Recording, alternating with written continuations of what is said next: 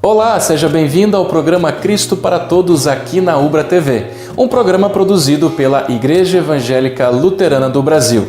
De modo especial, seja bem-vindo nesse sábado de Aleluia, véspera da Páscoa. Falando em Páscoa, o pastor Reinaldo Littke nos traz uma reflexão muito importante sobre o tema Por que Jesus chorou?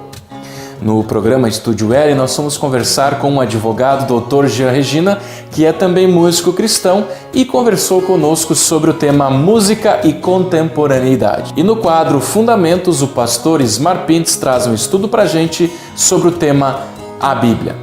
Eu lembro a você que se você perder algum de nossos programas ou algum trecho desse programa, você acessa o nosso YouTube, que está aparecendo aqui embaixo, e aí você pode assistir o programa quando quiser. Não saia daí! Nós queremos ser uma boa companhia para você.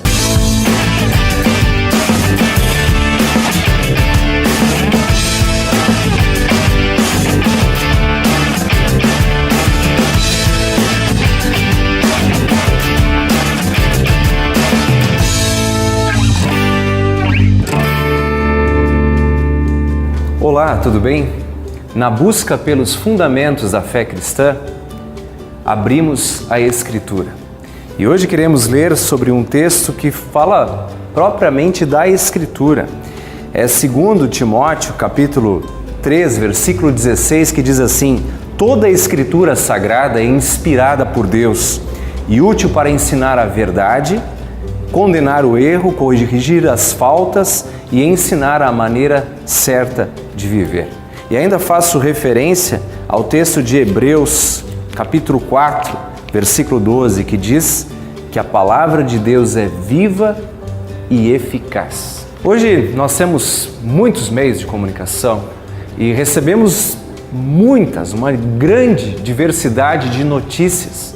Eu, por exemplo, abri o jornal no dia de ontem e vi que na página 10 descrevia um acidente, nos mínimos detalhes, um acidente que eu não vi, não estava presente, mas considerei aquele fato como verdadeiro, devido à credibilidade que o jornal que eu faço referência tem. Aliás, essa é uma boa prática, consultar a fonte, saber se de fato a fonte que está informando tal notícia é de fato verdadeira, tem credibilidade. E quanto às muitas notícias espirituais, aliás, é para isso que aqui estamos conversando, as muitas notícias espirituais, ou digamos assim, as verdades espirituais que são ditas, que são afirmadas, como saber se elas são verdadeiras? Interessante recorrer à Escritura e lembrar do que fizeram os cristãos de uma cidade chamada Bereia.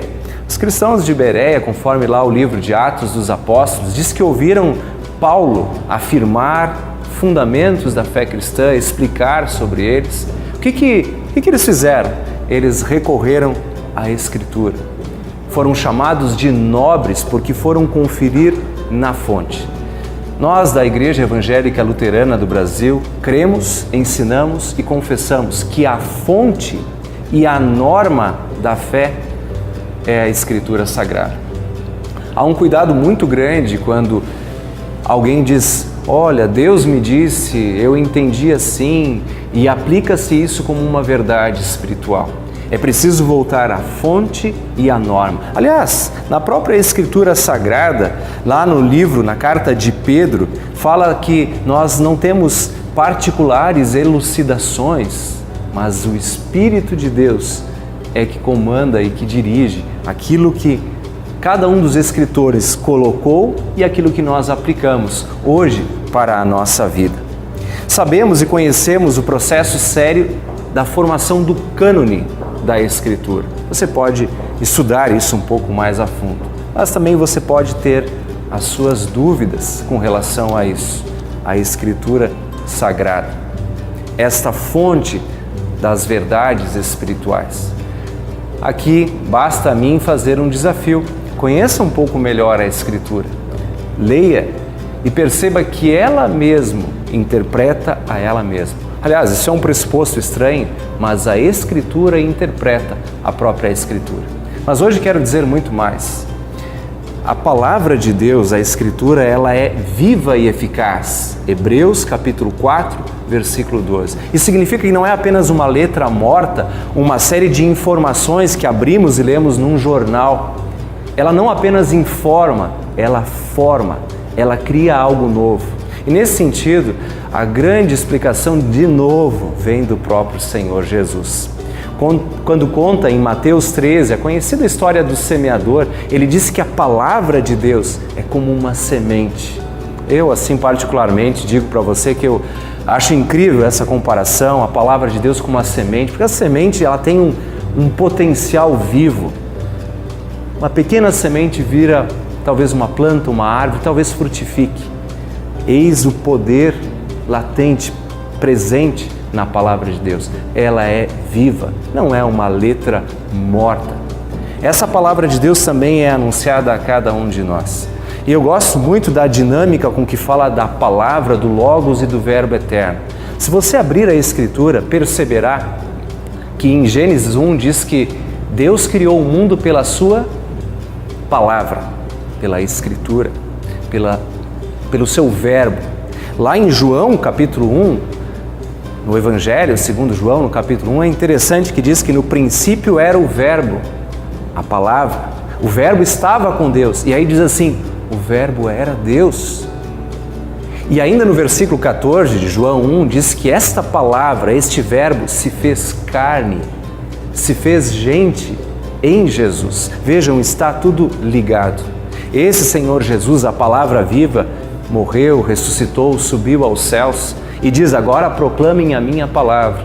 E onde a minha palavra for proclamada, ali estarei eu. E ainda em Romanos 10 diz que não pode existir fé sem a palavra. Não pode existir a planta se a semente não for germinada.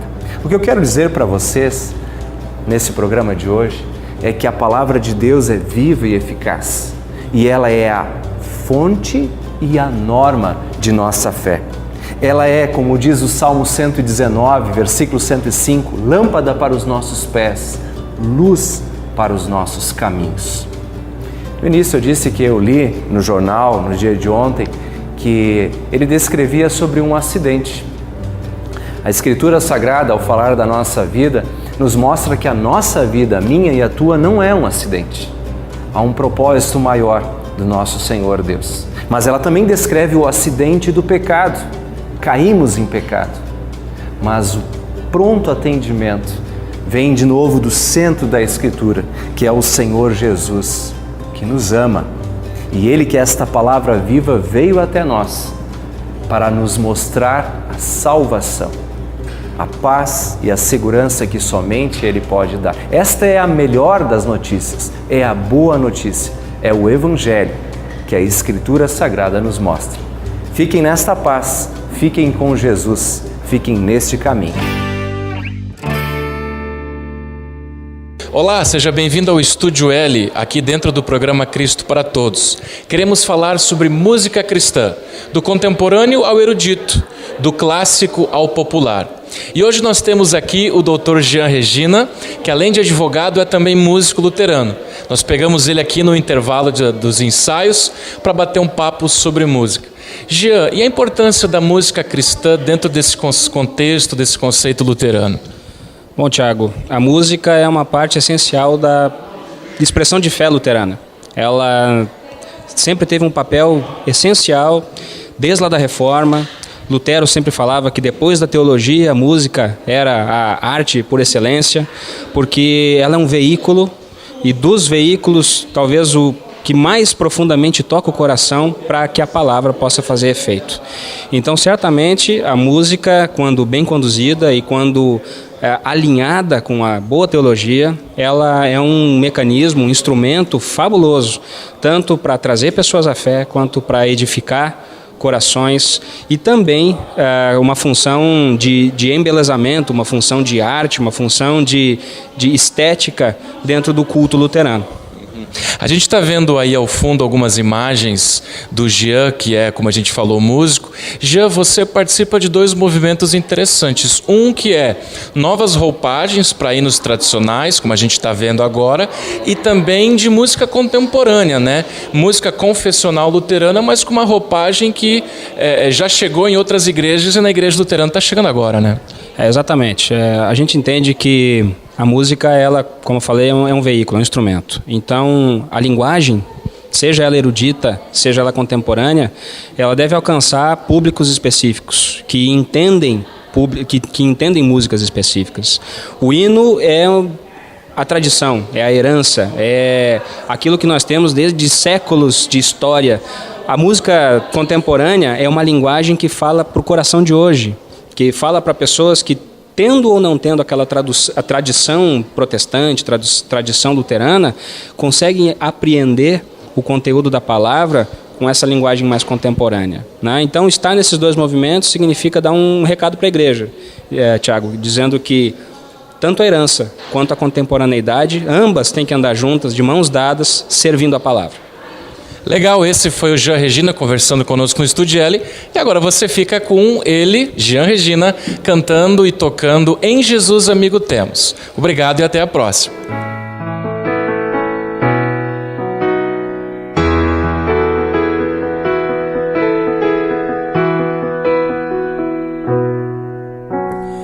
Em Jesus amigo temos, que sofreu a nossa dor e nos manda que levemos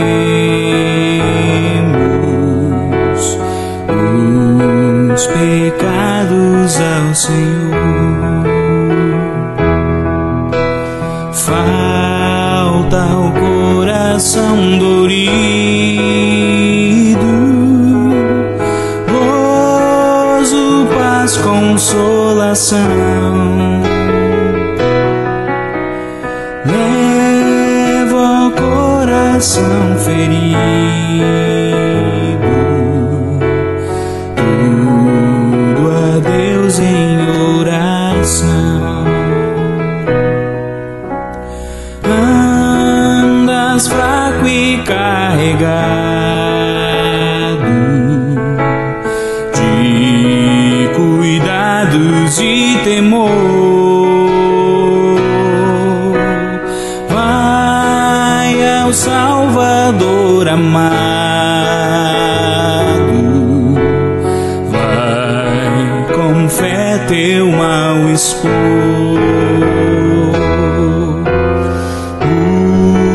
O teu melhor amigo,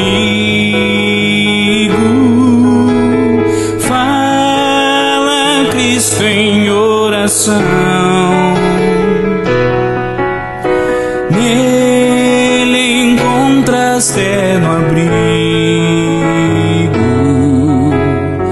e repouso na aflição.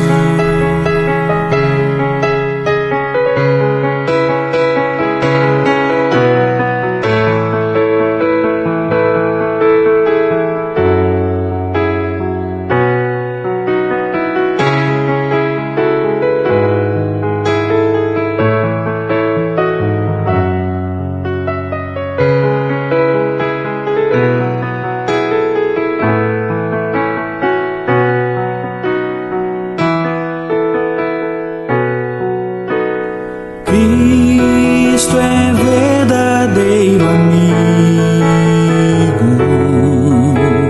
disto provas nos mostrou, quando para ter consigo os culpados se humanou. Veio com seu sangue puro dos pecados nos lavar, paz na terra e no futuro.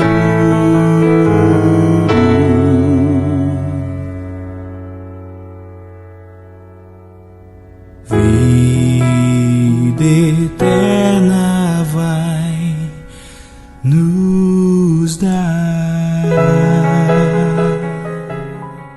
Olá, você gostaria de ter do seu lado alguém que é capaz de resolver todos os seus problemas? Ou alguém que é capaz de chorar com você? Talvez os dois, não é verdade? Contudo, há situações em nossas vidas nas quais o que nós mais precisamos é de alguém que nos compreenda, de alguém que nos aceite do jeito que somos, de alguém que coloque a mão no nosso ombro, em resumo, de alguém que saiba chorar conosco. Você sabia que Jesus chorou? E por que ele chorou? Jesus não chorou na cruz, em meio a toda a dor e sofrimento. Jesus não chorou quando foi coroado com espinhos que feriram a sua cabeça. Jesus não chorou quando foi esbofeteado e pregado numa cruz. Mas Jesus chorou pelas pessoas. Segundo os relatos dos evangelhos, há duas situações em que Jesus chorou. A primeira, na morte do seu amigo Lázaro, especialmente vendo a dor de suas irmãs.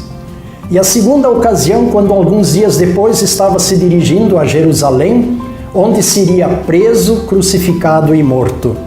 Ao ver a cidade que o rejeitava, mais uma vez Jesus se comoveu no seu íntimo e chorou. Podemos constatar que é o sofrimento humano, o sofrimento do seu povo, mas também a incredulidade que levaram o Senhor Jesus às lágrimas. Sem dúvida, esse é o amigo que todos nós gostaríamos de ter do nosso lado.